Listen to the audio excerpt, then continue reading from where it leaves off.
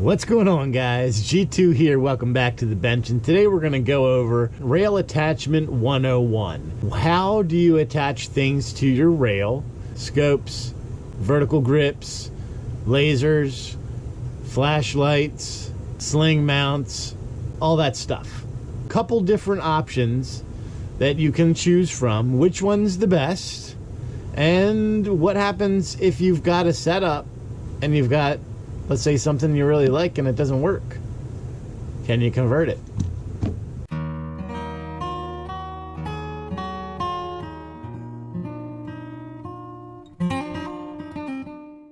If you're new to guns, you have heard Picatinny, MLok, Keymod, and maybe Weaver, maybe MLok, possibly. If you've been in guns, you know exactly what I'm talking about. But hang around, because we've got some also stuff here that you may be able to learn. You never know. When we're talking about attachment methods, your most common is what's called the Picatinny Rail. Now, this is a pretty standard attachment method. It is tried and true, and you will find this pretty much on every AR build that you have. On the upper receiver, that always has a integrated Picatinny rail. Some handguards will span off of this and continue down the front of the barrel to the front sight with a Picatinny rail all the way through. Some will not. Some will have, just here and maybe just at the tip of your handguard. But for the majority of what you're going to see, I would say 99.3% of the time, the Picatinny rail is always going to be on the top of your AR upper. The Picatinny rail is the best attachment method for scopes, hence the reason why it's here. It's a pretty easy, simple method to use. You can see this is a riser that I have to put the scope on top of. But it typically has screws, maybe a quick detach method, and it has two bars. And what those bars do is they sit inside of those notches. Now, it also has, if you look down this way, kind of these V shapes on either side that grab the V shape of the Picatinny rail. So when we set this in, it locks in place on those rods or the screws, right? And then it also locks inside of that V. So as we tighten this up, you get a really secure, that thing is not going to rattle, it's not going to move, I promise you. A really secure attachment method to your Picatinny rail. This is why scopes use Picatinny rail, because this thing can take a beating and it's not going to shift. It is the easiest, in my opinion, to attach. You can get quick detach, you can get something like this, screw detach.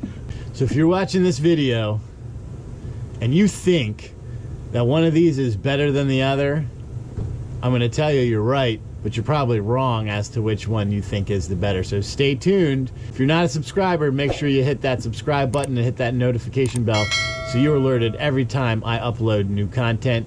If you're currently a subscriber, welcome back. So next we've got Keymod. Keymod is exactly what it sounds. And we're going to take the old AR9 here as an example. And all of these attachments are attached via Keymod. And you can see, if we turn this over, it looks like a little keyhole. And this is what the attachment screw looks like. If we're looking at it, it's square. It's round. Yes, I passed kindergarten. I know my shapes. And then it has a little bit of kind of contouring on the side. So we've got our little attachment. And when it goes in, it just slides in here and slides underneath that little latch. And when you tighten it down, it secures it. And then to take it out, all you do is unscrew it a little bit, and then the whole thing slides back and out. Keymod is great for removing things quickly, right? So all you need to do is unloosen the screw a little bit, shift the whole thing back, and pop it out. No problem. The problem with this is If you don't have these tight, it's possible with this force that you're putting on the back, you could loosen this over time and detach the Keymod method. It is pretty easy to take out, pretty easy to work with. I guess a fan of it. I'll deal with it when I have to, but for the most part, it's not the best. I would say it's the worst of the three, in my opinion. And then finally, knowing the disadvantages of Keymod, and that always has the ability for the piece to come loose, right? So as soon as this thing slides back, it's out.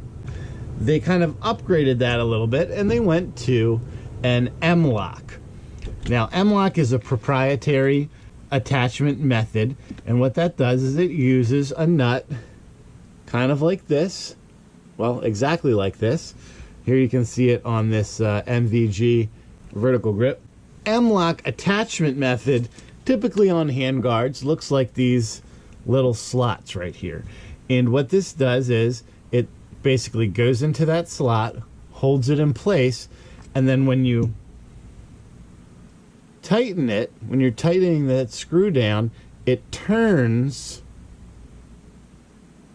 the washer, and then thus it locks it in place from behind the rail. It's a much better alternative to the Keymod because if it does come loose, it's just going to shift front and back. It's not usually going to fall out. And it is a much better secure method because you're basically using 2 points of contact here, 2 very strong points of contact on that T-nut to hold that in place, whereas with the Keymod, you're really relying on that lip, which is not a very secure method. Let's take an example of what's called a modification or an adapter. So this bipod is a perfect example. This is our Atlas here, and the Atlas bipod uses a Picatinny rail. But if you look, we're on an MLok. So this is where you can kind of have the best of both worlds. So you can get what are adapters. Okay, so this is essentially a Picatinny adapter that is MLok that allows us to use our Picatinny device on an MLok. These come in really handy, so if you have an MLok unit, I would definitely suggest picking up a couple different lengths. Me, personally, I'm a fan of the Picatinny. If I could have everything Picatinny, I would, but there is a drawback to the Picatinny rail, and it's the weight. Picatinny rails tend to increase the weight of your rifle. So if you're going for a lighter build, you're probably going to want to go with MLok or Keymod. Let me talk a little bit about attachment torques, because they make a difference as well. When you're attaching anything, whether it's this or screws or scope rings or whatever, you have to use a torque wrench. It's the only way to ensure that you are going to be torquing it to spec without over torquing and under torquing. So when you're talking about MLok, like in this case on the handguard, MLok metal to a metal piece, in that case you're going to torque it maximum 35 inch-pounds. If you were doing it to polymer, you can only max out that torque to 15 inch-pounds. Anything over that, and you're compromising the integrity of the polymer piece. When it comes to Keymod, it's pretty much the same. Metal to metal Keymod is roughly 30 inch-pounds maximum, and polymer is going to be 15 inch-pounds maximum. Here's where Picatinny shines once again. Picatinny can be rated up to 60 inch-pounds. So when you're putting on your scope, it can go beyond that. Typically, the limitation is the screw more so than the actual units. You can really bear down on this Picatinny, which is why it attaches so nicely and so securely. If I had to rate these, this is the single-handed clear winner. The weight for me, I really don't care. I'd rather have something that's secure. Take it and leave it, guys. You know, you got to think of it. The benefits, do they outweigh the opportunities and the negative effects of the units that you're piecing together? So that's what you got. Picatinny, Keymod, and MLok. There's also Weaver rails are typically for your older rifles for scope mounting.